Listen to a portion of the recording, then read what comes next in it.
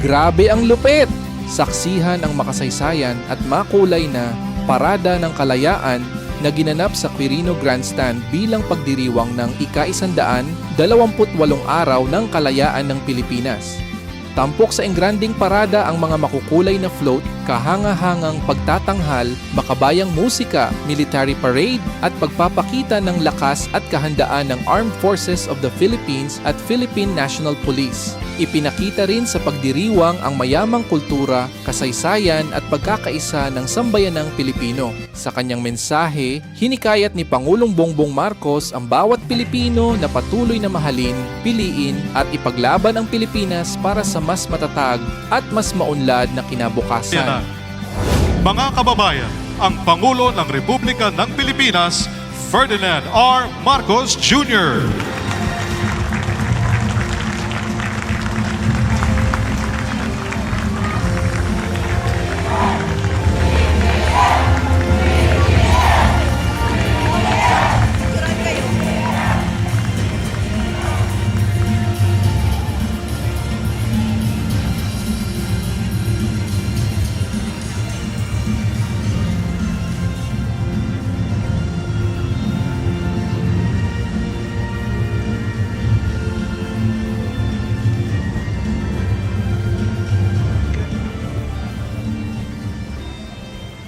House Speaker Faustino D. and the honorable members of the House of Representatives, Senate President Pro Tem Sherwin Gatchalian, the Dean of the Diplomatic Corps,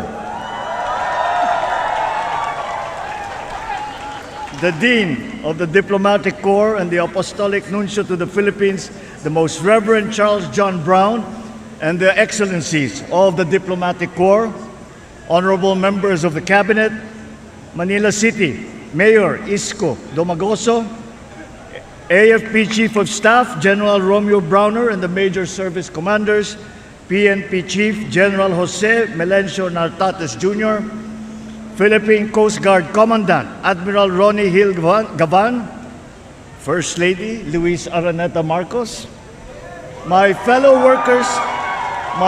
workers in government, other distinguished guests, ladies and gentlemen, isang magandang araw po sa inyong lahat. Please.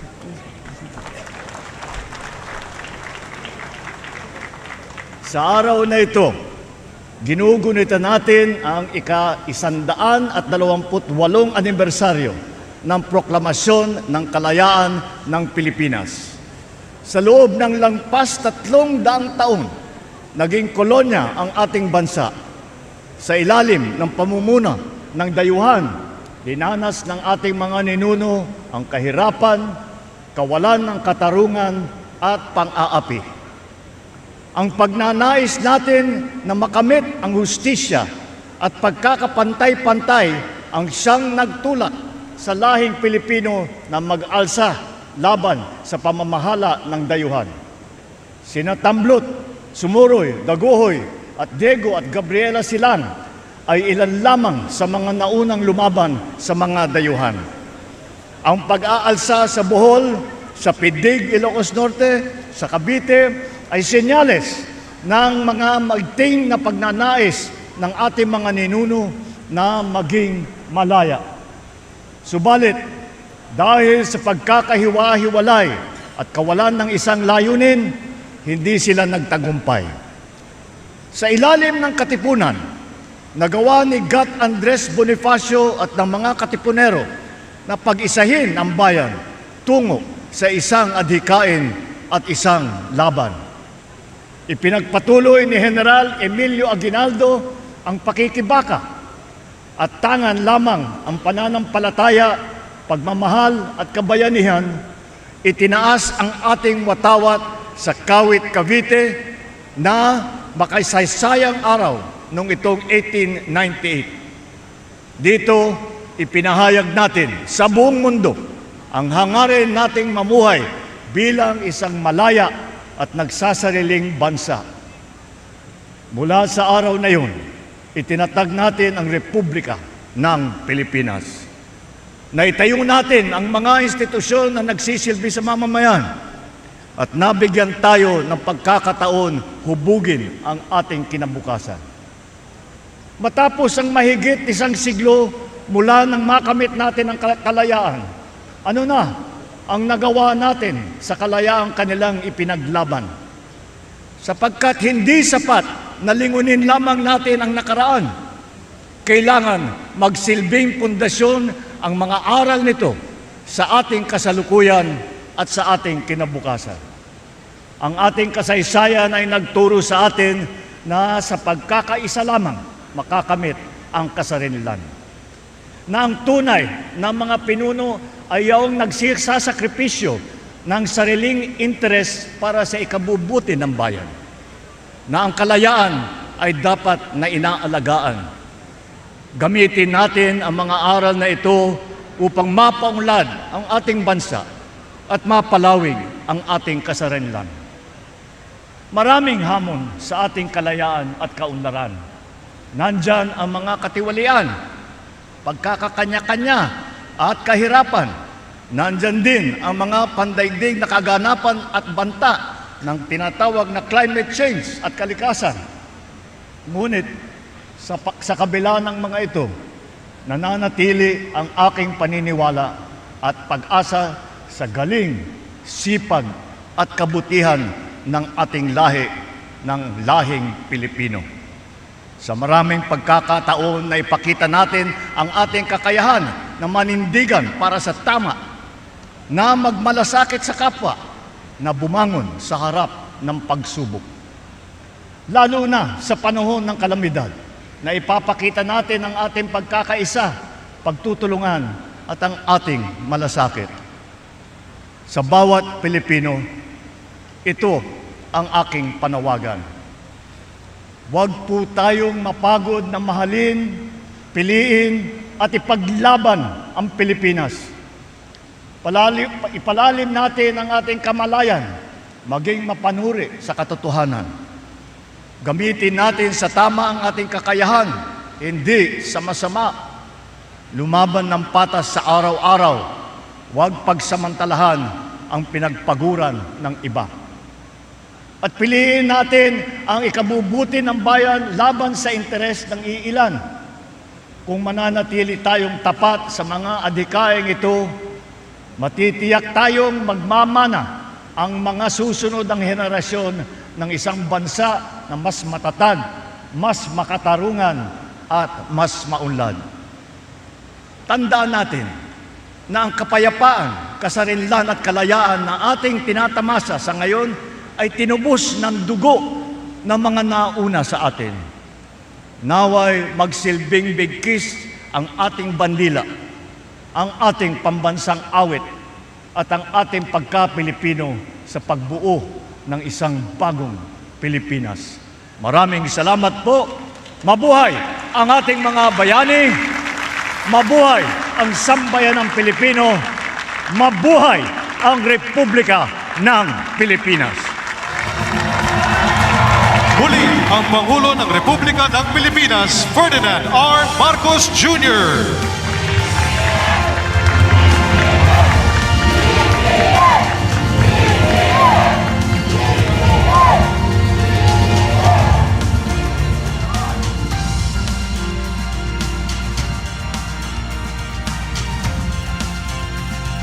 Bilang pagpupugay sa katatagan, kagitingan at walang sawang paglilingkod ng ating sandatahang lakas at iba't ibang hanay ng pamahalaan, ating tunghayan ang Military Parade and Marching Contingents kasama ang Parade of Assets.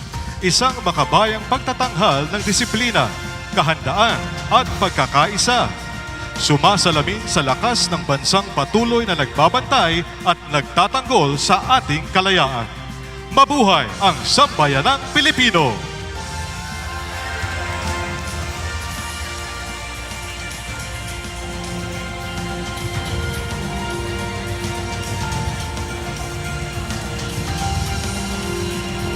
Isang mapagpalang umaga ang aming hatid na pagbati sa inyong lahat, mga minamahal naming kababayan at panauhin. Kami mula sa Sandatahang Lakas ng Pilipinas ay nakikisa sa ating 128 taong anibersaryo ng ating kasarinlan. Taong 1978 ay 12 ng Hunyo nang mamalas ang kauna-unahang deklarasyon ng kasarinlan ng ating bansang Pilipinas sa Kawit, Cavite. Naiwagayway ni General Aguinaldo sa pagkakataong iyon ang watawat ng Pilipinas, kasabay ang pagtugtog ng lupang hinirang na nagsilbing hudyat sa pagsisimula ng isang malayang republika. Isa sa kauna-unahang republika sa Asya at patuloy na pinapatnubayan ng poong may kapal. Ating tunghayan ang paradang sumasagisag sa ebolusyon ng isang malayang bansang Pilipinas bilang pagpapahalaga at pagbibigay parangal sa dakilang araw na ito. Narito po ang ating men in uniform personnel.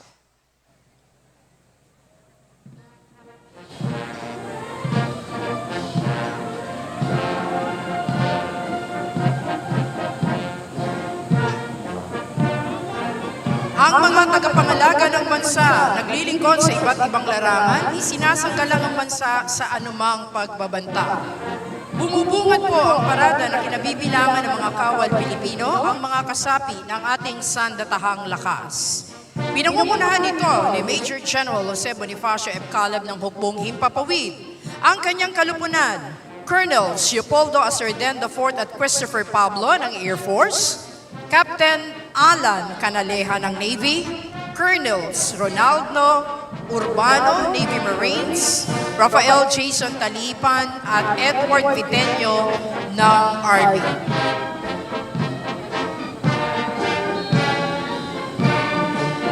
Mangyaring magsitayo ang lahat sa pagdating ng watawat ng Pilipinas.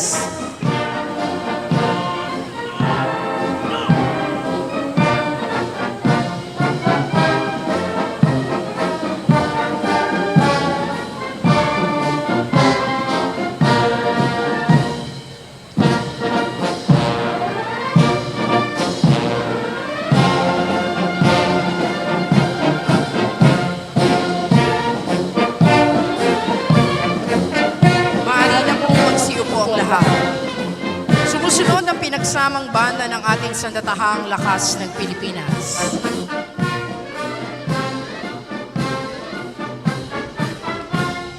Sa kasuotang gala, nangunguna sa unang brigada ang mga kawal na naglilingkod at nagtatanggol sa bawat sulok ng kapuluan, ang mga kawal ng Philippine Army. Laging nakahandang maglingkod upang panatilihin ang kapayapaan, seguridad at soberanya ng bansa. Tungkulin nito na ipagtanggol ang teritoryo ng Pilipinas laban sa anumang banta. Isinasagawa mga pagtulong sa mamamayan sa panahon ng kalamidad at krisis.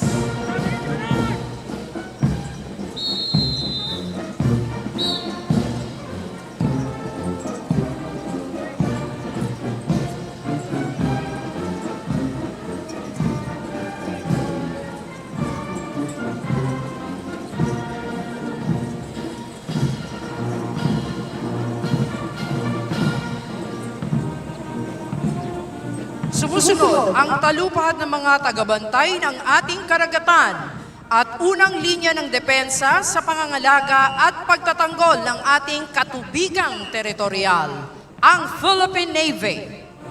Isinasagawa nito ang operasyon ukol sa pagsagip at pagtulong sa mamamayan sa panahon ng kalamidad at sakuna. Pinangangalagaan din ng ating Philippine Navy ang yamang dagat at kapaligiran nito. Ang talupad ng mga tinaguriang mga anghel na mapaglingap ang mga kawal ng ating Philippine Air Force. Sila ang tagabantay ng ating teritoryo at airspace. Sumusuporta para sa tactical air support at mobility para sa mga tauhan at kagamitan ng ating sandatahang lakas. Kanilang napatunayan ang kagitingan sa gitna ng mga labanan at pagsaklolo sa panahon ng kalamidad.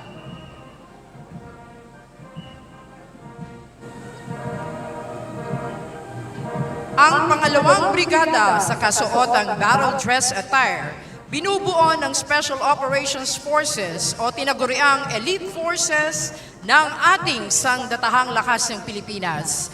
Nangunguna ang talupad ng Scout Ranger at Special Forces ng Philippine Army. Binubuo ito ng mga individual na nakaangat ang kanilang kasanayan. Sinusong nilang small unit operations mula reconnaissance, intelligence, demolitions, jungle warfare, unconventional warfare, mga operasyong kontra-terorismo at iba pang mga pagbabanta sa pagsupil at kalayaan ng demokrasya ng bansa. Narito ang Special Operations Forces ng Navy, Naval Special Operations Command, Force Reconnaissance Group, at Philippine Marine Corps. Ang mga unit na ito ay sinanay sa natatanging operasyon sa psychological at unconventional warfare, mapatubig, lupa at ere. Kabilang ang operasyong ukol sa reconnaissance, close combat, demolition, intelligence at underwater. Sumusunod na po ang mga magigiting na Special Operations Forces ng ating Philippine Air Force, ang Special Operations Wing o SPAW. Nakatuon ang SPAW sa mga operasyong espesyal upang maipagtanggol ang mga base at instalasyon ng Air Force at nagsasagawa ng iba pang mga kaukulang dagdag operasyon. Mula sa hanay naman ng ating pambansang pulisya ng Pilipinas, ang tagapagpatupad ng batas at nagpapanatili ng kapayapaan at kaayusan. Nagsisiguro ng kaligtasan ng ating mamamayan at mga komunidad. Nangunguna ang talupad ng mga kadete mula sa kilalang Philippine National Police Academy. Hinuhubog ang karakter ng mga kadeteng ito upang mamuno sa hinaharap ng nananaig ang paglilingkod, karangalan at hustisya. Gayon din bilang makadiyos, responsable at respetadong mga public safety officer.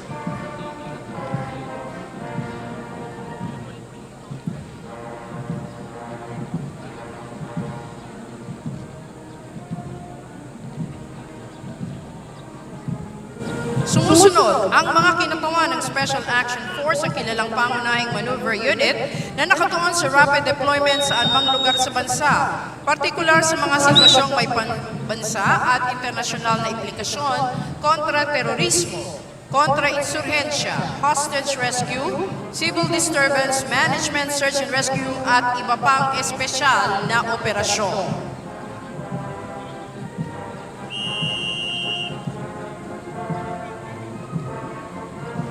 Sinusundan ito ng pinagsamang kumpanya ng PNP Aviation Security Group at EOD K9 Group.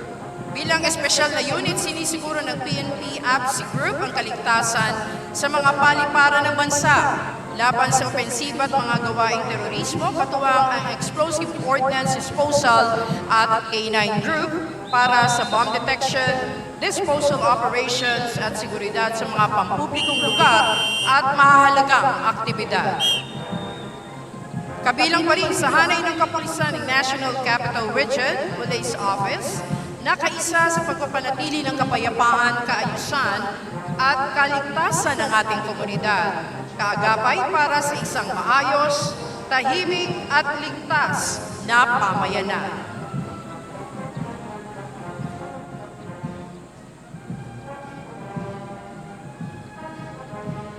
Sa bawat akbang ng kanilang marcha, tanga ng disiplina, lakas at kahandaan.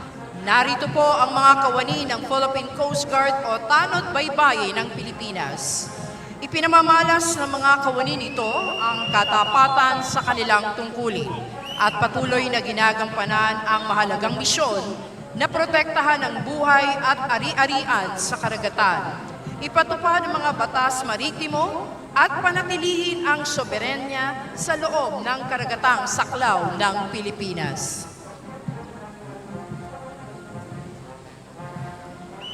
Makikita rin ang mga kawani ng Tanod Baybayin sa kanilang mataas na antas ng profesionalismo at disiplina, umaangkop sa iba't ibang tungkulin mula sa search and rescue, pagpapatupad ng batas sa karagatan, pagtugon sa mga sakuna hanggang sa pangangalaga ng kalikasan.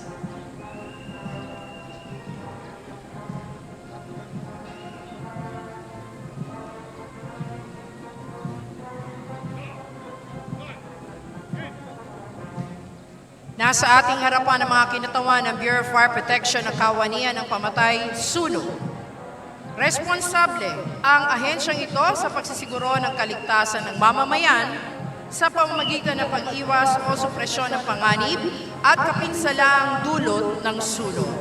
Bahagi ng pagsisiguro ng Bureau of Fire Protection ang pagtuon sa mga paalala at mga hakbangin laban sa sulong, ang edukasyon sa fire safety, fire protection at life safety systems. Ang ahensyang ito ay pinangangasiwaan ng Department of Interior and Local Government o DILG.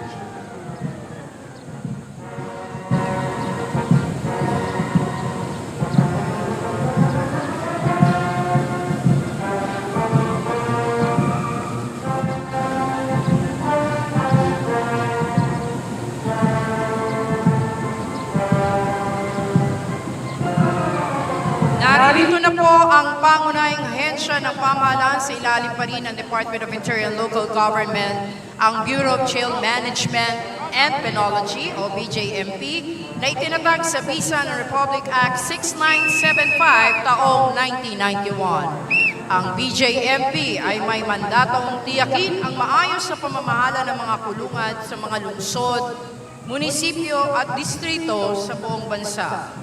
Pangunahing tungkulin ng ahensya ang pangalagaan ng karapatan at kapakanan ng mga persons deprived of liberty o PDL. Nakasalukuyang sumasailalim sa investigasyon, naghihintay ng hatol o sentensyado ng 3 taon pababa. Isinusulong ng ahensya ang ligtas at makataong pamamalakad sa mga pasilidad piitan. Ang mga kinatawan ng mga mahuhusay na drug enforcement officers na sinanay mula sa kilalang PDEA Academy. Sila na pangunahing tagapagtanggol ng bansa laban sa iligal na droga, ang Philippine Drug Enforcement Agency sa mahigit 2 dekada ay nagpapatupad ng mga batas kontra droga sa bansa sa pamamagitan ng pagbawas sa demand ng droga, pagpigil sa supply at rehabilitasyon ng mga biktima ng droga.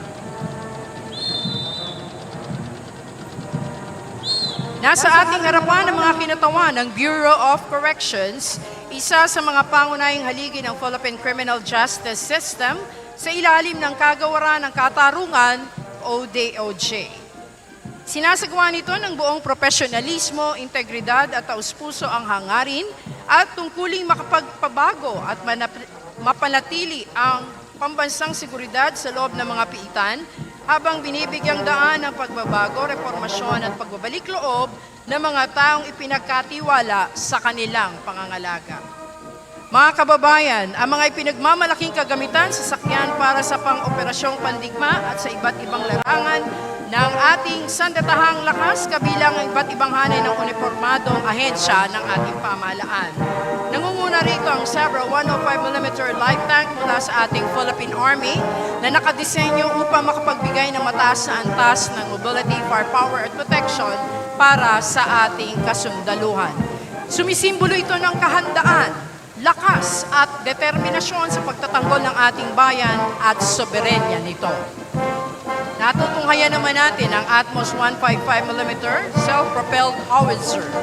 Uri ng artillery asset na long range, mabilis na gumalaw, nakakabit mismo sa truck na may mataas na mobilidad, mabilis na i-deploy, maikling oras ng pagtugon at maaaring gamitin sa lahat ng uri ng lupain.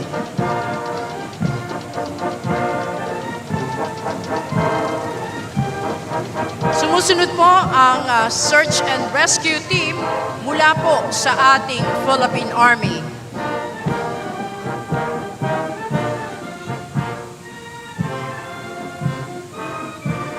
Nagsasagawa sila ng mga operasyon kaugnay po ng humanitarian assistance and disaster response.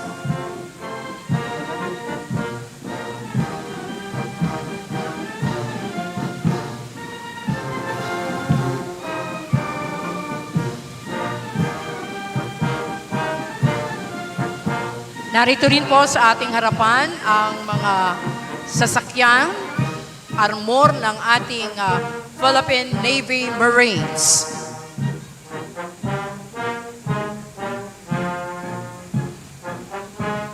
Nariyan po ang V300 at ang V150. V300, kilala bilang LAV 300, 6x6 armored personal carrier, may kakayahang magdala ng mga kawal. Ang V150 naman ay armored personal carrier na ginagamit ng ating Philippine Marine Corps.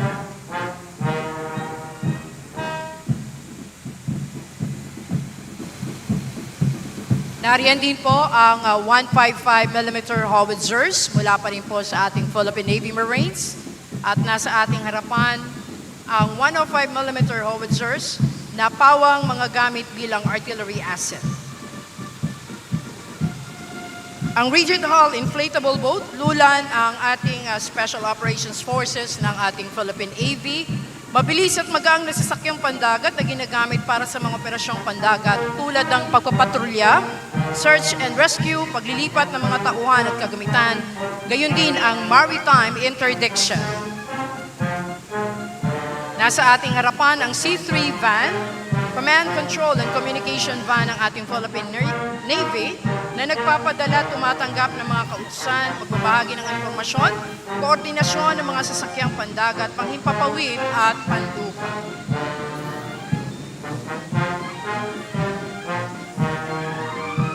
Mula naman po sa ating Philippine Air Force, nariyan po ang B-150 Armored Personal Carrier. Sasakyang pandigma ginagamit para sa seguridad at depensa ng mga basing panghimpapawid. Ang ating hukbong himpapawid ng Pilipinas ay gumagamit din ng unit, ang Spider Surface-to-Air Missile Defense System na 960th Air Missile Defense Wing na idinisenyo upang protektahan ang mga critical na lugar laban sa banta mula sa ating himpapawid. Ang TPS-14ME ay mobile at long-range na air surveillance radar system ng 580th Aircraft Control at Warning Wing. Dinisenyo para sa mabilisang pag-deploy at madali ang transportasyon.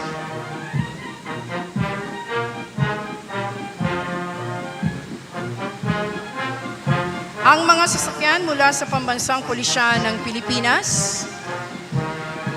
Nariyan po ang ating patrol vehicle na may blinker ng pulisya at public address system. Maaring makalunan ng hindi bababa sa 12 tauhan, may angkop na suspensyon para sa kapasidad ng karga nito.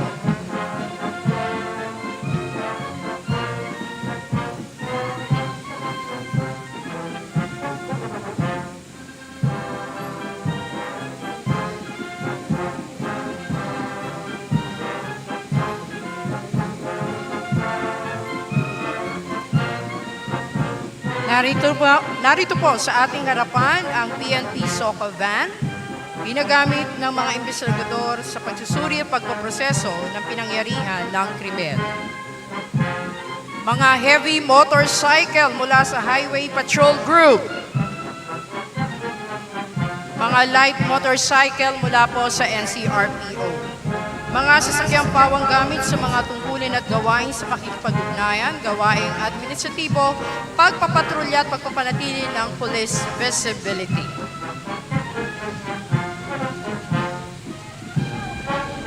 Ang PNP, CBRNE, MDS vans, napapalakas ito ang kakayahan ng mga tagapagpatupad ng batas sa makatukoy at makapigil sa pagpasok ng mga mapanganib na materyales sa mga mahalagang pambansang kaganapan.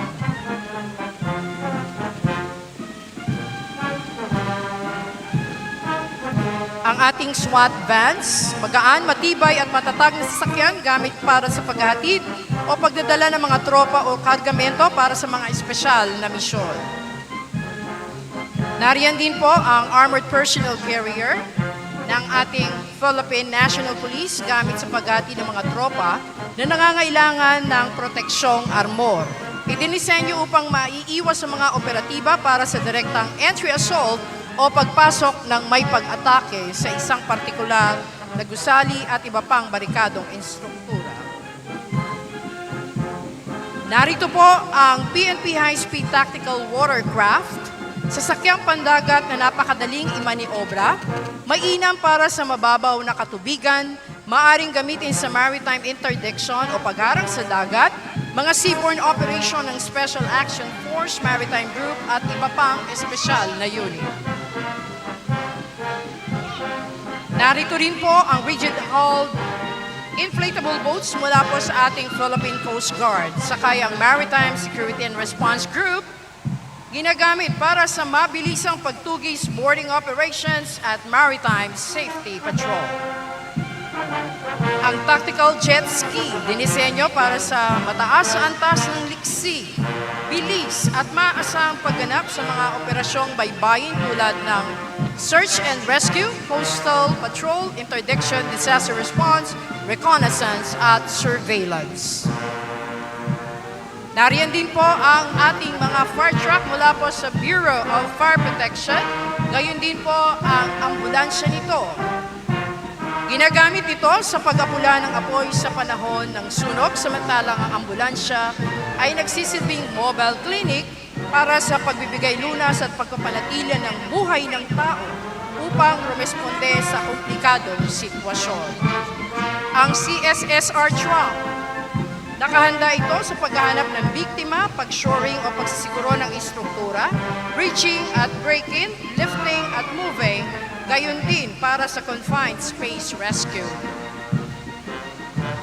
Ang BJMP Transport Vehicle, opisyal na sasakyan para sa ligtas at maayos sa paghati ng mga persons deprived of liberty sa korte, ospital o iba pang pasilidad ng militar. Mga kababayan, sila ang ating mga kaagapay upang mapanatili ang kaayusan, katiwasayan at kapayapaan sa buong kapuluan para sa isang matatag na kinabukasan ng ating bagong Pilipinas.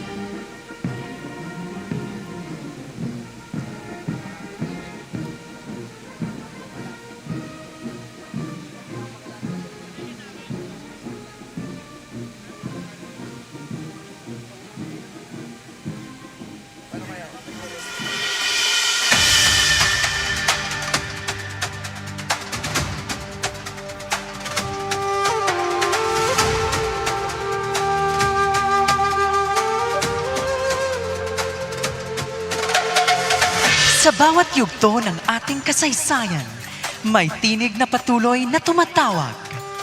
Tinig ng bayan, tinig ng kalayaan, tinig ng pangarap ng sambayanang Pilipino. Ngayong ika-128 taon ng ating kasarinlan, muli nating tunghayan ang paglalakbay ng Sarimanok, tagapagdala ng diwa, alaala at mithiin ng Pilipino. At sa kaniyang paglipad, ating tuklasin. Ano nga ba ang kalayaang pinapangarap?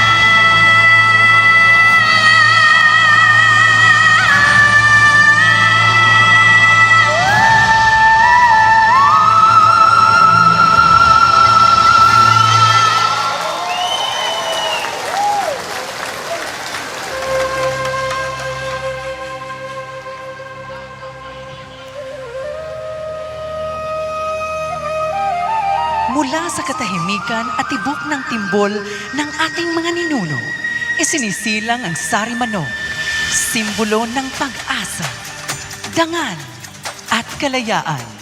At sa kaniyang paglalakbay sa nakaraan, kasalukuyan at kinabukasan, isang tanong ang kaniyang hahanapin. Ano nga ba ang kalayaang pinapangarap ng bawat Pilipino?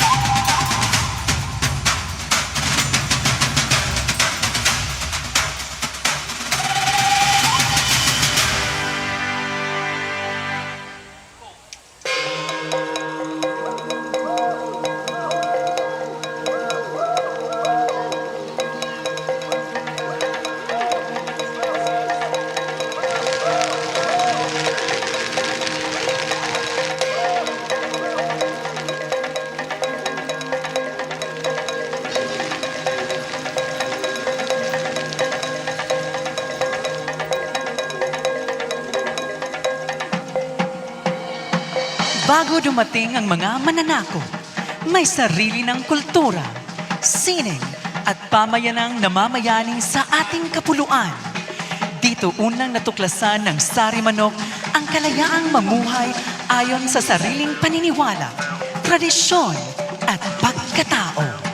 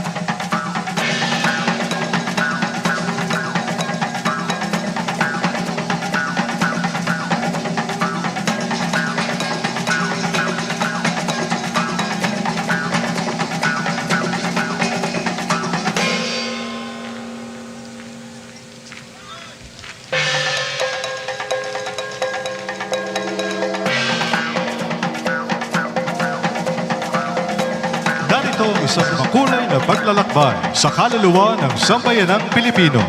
Ang Perlas ng Silangan, ang bayan ni Kabunyan, sa kultura'y hitik at mayaman.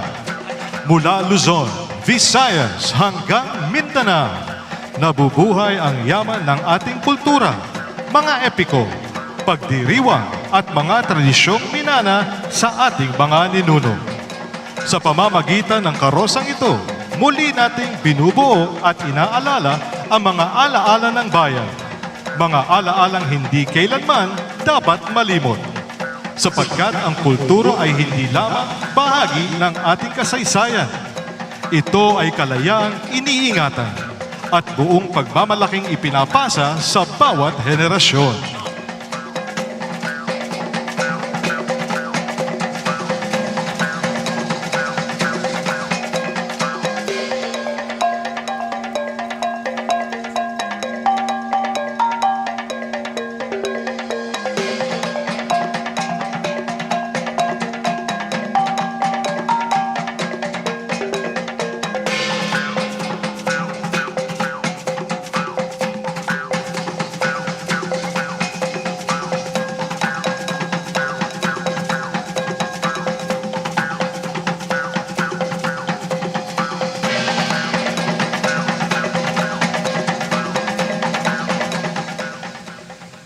Kasabay ng tibok ng kasaysayan at diwa ng ating kultura, atin namang salubungin ang musikang sumasalamin sa sigla at pagmamalaki ng sambayanang Pilipino. Mula sa lungsod ng Bacoor, Cavite, narito ang Banda El Gobernador.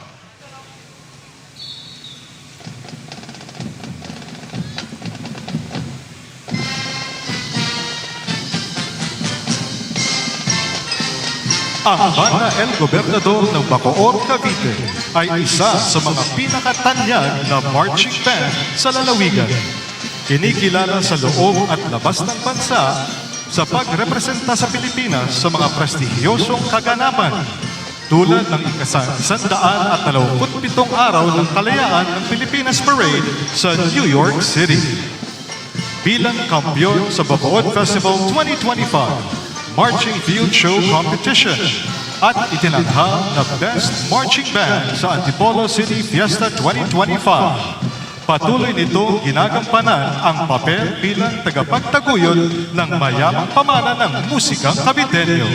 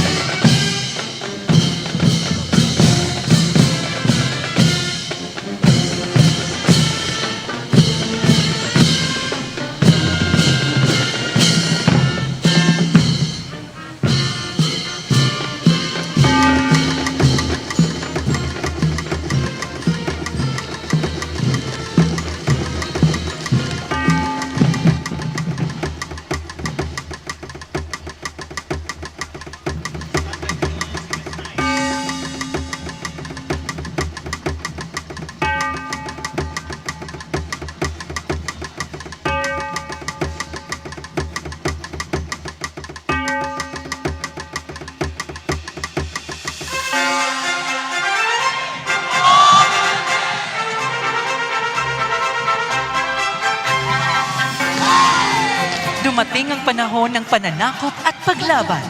Ngunit sa bawat sigaw para sa kasarinlan, higit na tumibay ang tapang at pagkakaisa ng sambayanan. Dito natutunan ng Sari Manok na ang kalayaan ay ipinaglalaban at ipinagtatanggol.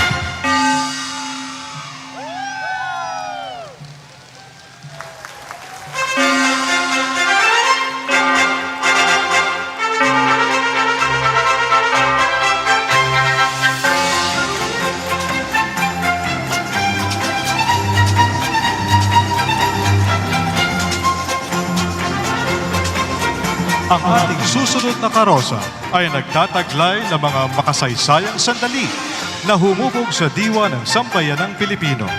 Ang mithing kasarinlan, pagdiriwang ng malayang bayan.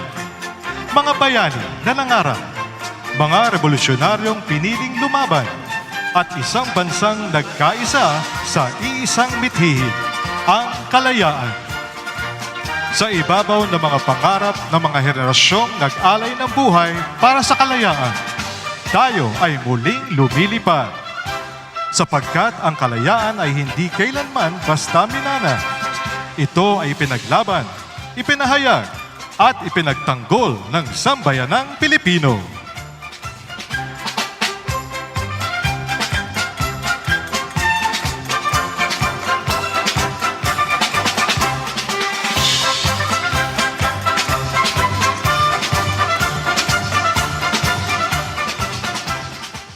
Sa pagpapatuloy ng ating paglalakbay tungo sa mithiin ng kasarinlan, atin namang tunghayan ang himig ng pagkakaisa at makabayang diwa.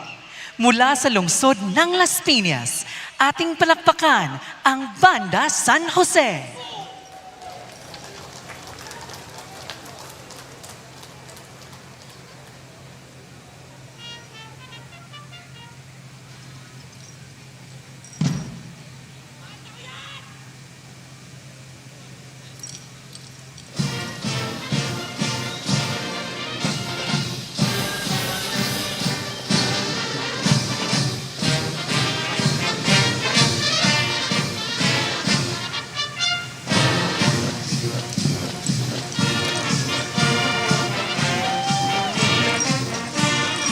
Ang Banda San Jose ng lungsod ng Las Piñas ay isa sa pinakamatanda at pinakaginagamit na marching band sa Kalakhang, Maynila. na may mahigit sa 7 dekada ng kahusayan sa musika. At kamakailan lamang ay nagdiwang ng ika-75 anibersaryo noong Enero 2025. Bilang isang multi-awarded na banda na kilala sa mga tagumpay sa kompetisyon at mga pagtatanghal sipiko, nananatili itong mahalagang sagisag ng kultura ng lungsod ng Las Piñas.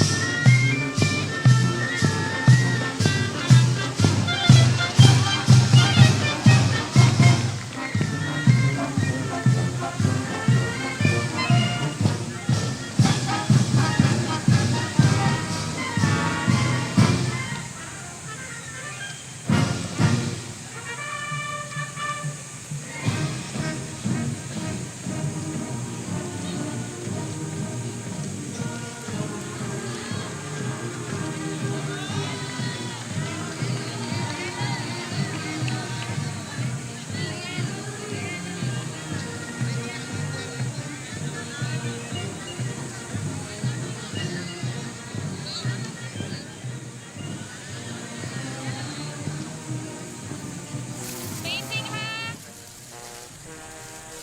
Hindi tayo makapag-video.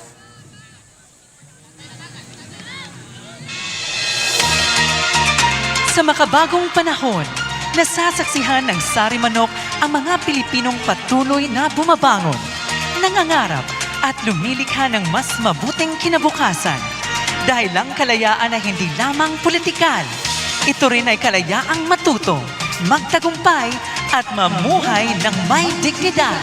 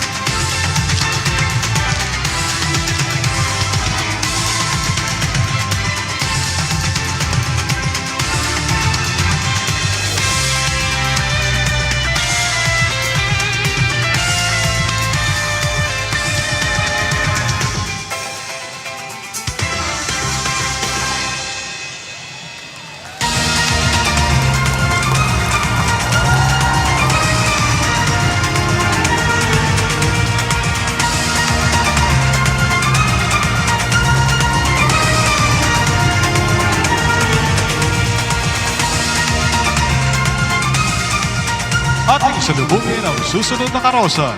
Bagong Pilipinas, ang nagkakaisa at maunlad na lupang tinubuan.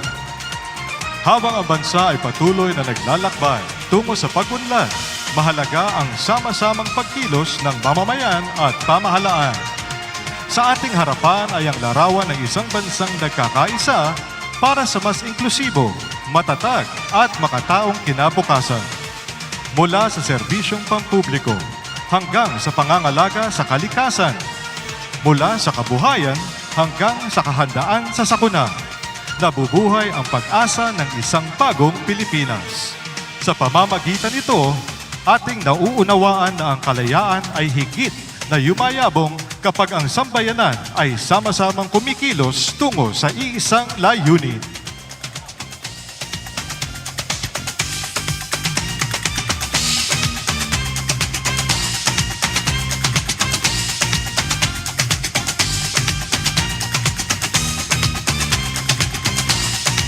Habang tinatanaw natin ang isang mas maunlad at nagkakaisang kinabukasan, samahan tayo ng musikang nagbibigay inspirasyon sa bawat Pilipino na patuloy na mangarap at kumilos para sa bayan. Narito ang pinagmamalaki ng Santa Maria, Bulacan, ang Banda 85 ng Santa Maria, Bulacan.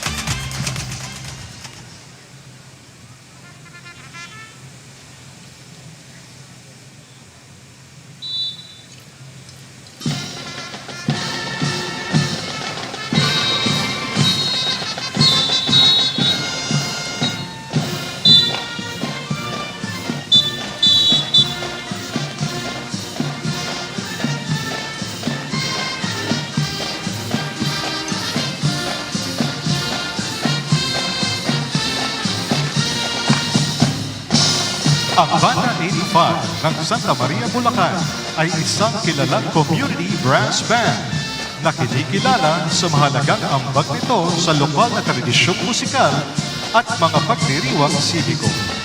Bilang back-to-back champion sa Bulacan Marching Band Competition sa ilalim ng Singkaban Festival 2024-2025, patuloy nito pinangangalagaan at itinataguyod ang mayamang pamana ng musikang pangmarcha ng mga Pilipino.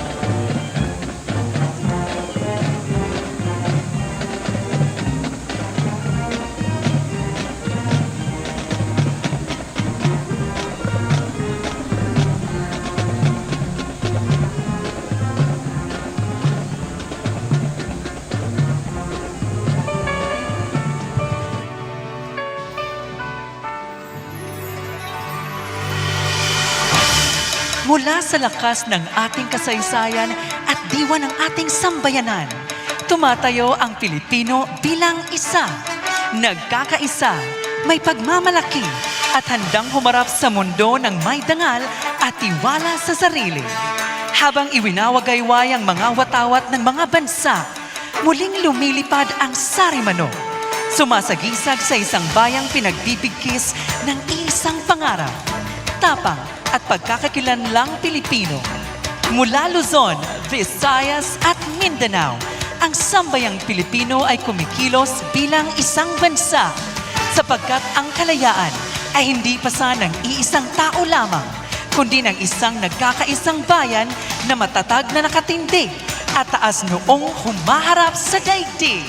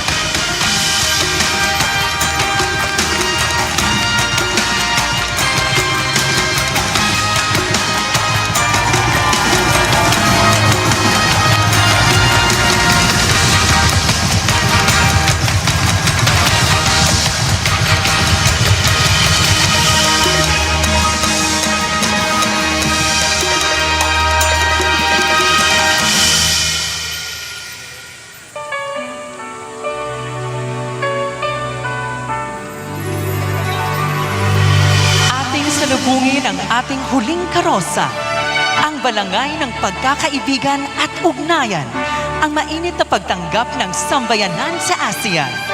Mula sa sinaunang karunungan ng ating mga ninuno, muling naglalayag ang balangay, simbolo ng pagkakaisa, pagkakaibigan at likas na pagkamapagpatuloy ng mga Pilipino. Pinatatakbo ng 11 mananagwan na kumakatawan sa 11 kasabing estado ng ASEAN. Ipinapakita ng balangay na mas malayo ang mararating kapag sama-samang naglalayag. Sakay ng makulay na balangay ng ASEAN ang ating mga karatig bansa na buong pusong tinatanggap ng isang sambayanang Pilipino, nagkakaisa sa kultura, kalayaan at pagmamahal sa bayan. Bukas para sa ASEAN, bukas para sa mundo, taas noo bilang Pilipino.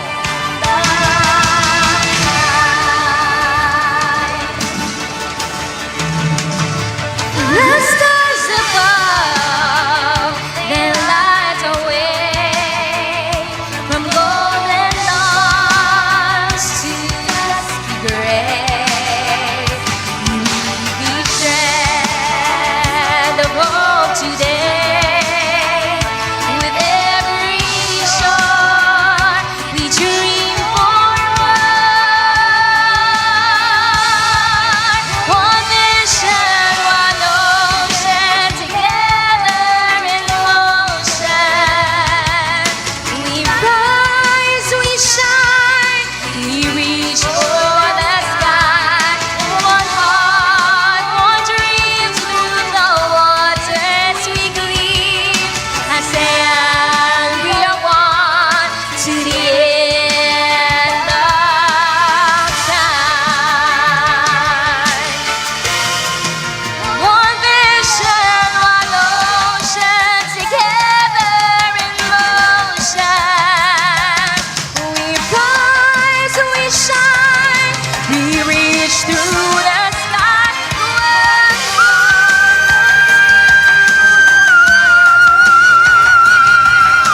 ASEAN, we are one through the end of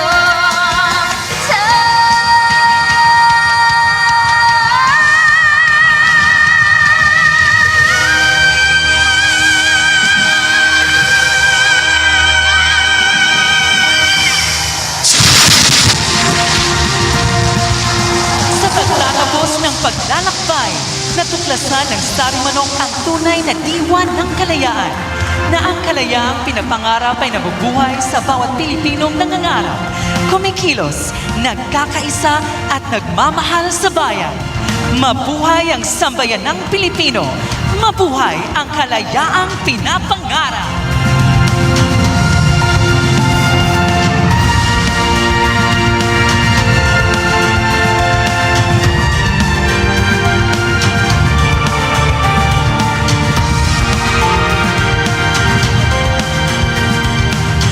pagtatapos ng makabuluhan at makabayang paglalakbay na ito, muli nating naalala ang diwa ng ating kasaysayan, ang sigla ng kasalukuyan at ang pangako ng hinaharap. Naway magsilbing paalala ang ating Parada ng Kalayaan 2026 na ang kalayaan ay hindi lamang nananatili sa alaala, kundi patuloy na isinasabuhay at hinuhubog ng sambayanang Pilipino. Mula sa mga karosa, pagtatanghal at makabayang himig hanggang sa bawat pusong nakibahagi, ang kalayaan ay nananatiling buhay, pinapangarap, pinangangalagaan at patuloy na binubuo ng bawat henerasyon. Maraming salamat po sa inyong pakikiisa at pagdalo. Mabuhay ang Sambayanang Pilipino!